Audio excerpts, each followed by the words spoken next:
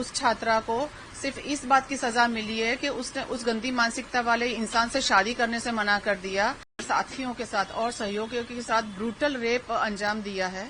3 घंटे तक लगातार उसके साथ मारपीट करी और उसका लाइव वीडियो बनाया और उसको थ्रेटन किया कि उसको लाइव कर देंगे और सोशल मीडिया पे डाल देंगे। और उस तरह से उसको देखिए, कलकत्ता में जो 24 साल की लॉ कॉलेज की छात्रा जो थी, उसके साथ उसके ही मिलने वाले एक मित्र समझिए, उसने अपने और साथियों के साथ और सहयोगियों के साथ ब्रूटल रेप अंजाम दिया है। और उस छात्रा को सिर्फ इस बात की सजा मिली है कि उसने उस गंदी मानसिकता वाले इंसान से शादी करने से मना कर दिया। उसके खुन्नस में आके उसने अपने मित्रों के साथ उसके साथ गैंग रेप किया, सामूहिक बलात्कार किया, 3 घंटे तक लगातार उसके साथ मारपीट करी, बलात्कार किया और उसका लाइव वीडियो बनाया और उसको थ्रेटन किया कि उसको लाइव कर देंगे और सोशल मीडिया पे डाल देंगे। और उस तरह से उसको थ्रेटन करके उसको ब्लैकमेल भी किया। तो अब इसमें यह है कि देखिए, मैं हमेशा से ये कहती रही हूं कि कहीं भी वुमन सेफ नहीं है। अब लॉ के स्टूडेंट और वो जो अक्यूज है वो ऑलरेडी लॉ की प्रैक्टिस कर रहा है, लॉ की प्रैक्टिस कर रहा है, क्रिमिनल लॉयर है जो खुद इस तरह की क्रिमिनल मेंटालिटी रख रहा है। वो और पीड़ितों को क्या न्याय दिलवाएगा, ये एक बहुत बड़ा सवाल है। और इस तरह की गंदी मानसिकता वाले, और मुझे तो लगता है कि हर प्रोफेशन में, डॉक्टर हो या लॉयर हो या किसी भी प्रोफेशन में, डिग्री देने से पहले आप जब एक डिग्री देते हो, प्रोफेशनल डिग्री सारे इंस्टीट्यूट देते हैं, तो वो डिग्री देने से पहले उस इंसान या उस स्टूडेंट के चरित्र का भी एक सर्टिफिकेट लगना चाहिए, जो ऐसे लगता तो है लेकिन फॉर्मली लगता है, वो ऐसे ही साइन करके दे दिया जाता है।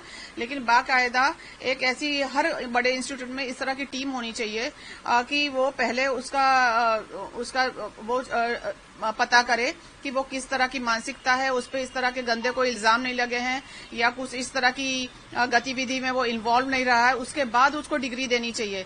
क्योंकि ये डिग्री लेके फिर समाज में खुले घूमते हैं और उसके पंजे में, उसके शिकंजे में कितने पीड़ित लोग जो सही में बहुत तकलीफ में होते हैं और अपने पैसा खर्चा करके इन प्रोफेशनल्स के पास जाते हैं, तो जो खुद ही इस तरह की मानसिकता वाला होगा वो किसको क्या न्याय दिलाएगा।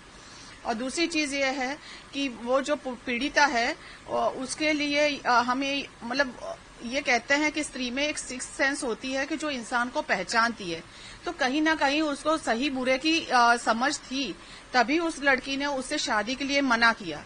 ये भी एक बात है। और दूसरी चीज ये है कि देखिए, आज की दुनिया में लोग इतना प्रिटेंड करते हैं और लड़कियों को भरमाने के लिए, लड़कियों को बरगलाने के लिए इस तरह की बातें और इस तरह का बिहेवियर करते हैं कि उनकी जो असलियत होती है वो बहुत लेट सामने आती है बहुत। और वो भी समझने वाले समझ पाते हैं, कई बार उनका असली चरित्र तो समझ में भी नहीं आता है।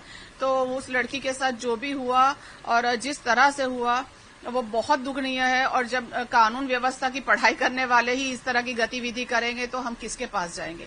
आज वही लॉयर बनेंगे, कल वही जज बनेंगे और वही हमारे जीवन के फैसले तय करेंगे। हमारी जीवन मृत्यु, हमारे कैद या कितने साल की सजा होनी है, या क्या आप आरोपी हो नहीं हो, या आपको जामीन मिलनी है कि आपको छोड़ देना है, वो ये तय करेंगे। इनके हाथों में कितने लोगों का जीवन होगा, ये आप सोचिए। तो ऐसे जो अक्यूज होते हैं, स्पेशली मैं ये कहती हूँ कि जिनका समाज में एक स्थान होता है, चाहे वो नेता हो, चाहे डॉक्टर हो, चाहे प्रोफेशनल्स किसी तरह के हो, लॉयर हो, उनके ऊपर तो एक आम आदमी से ज्यादा कड़ी सजा होनी चाहिए। क्योंकि वो पढ़े लिखे हैं, वो सारी कानून, सारे कायदे जानते हैं कि हमारे देश में किस चीज की क्या सजा होती है। उसके बावजूद इस तरह के दुष्कर्म करते हैं तो उनको तो सिर्फ फांसी से छोटी कोई सजा होनी ही नहीं चाहिए।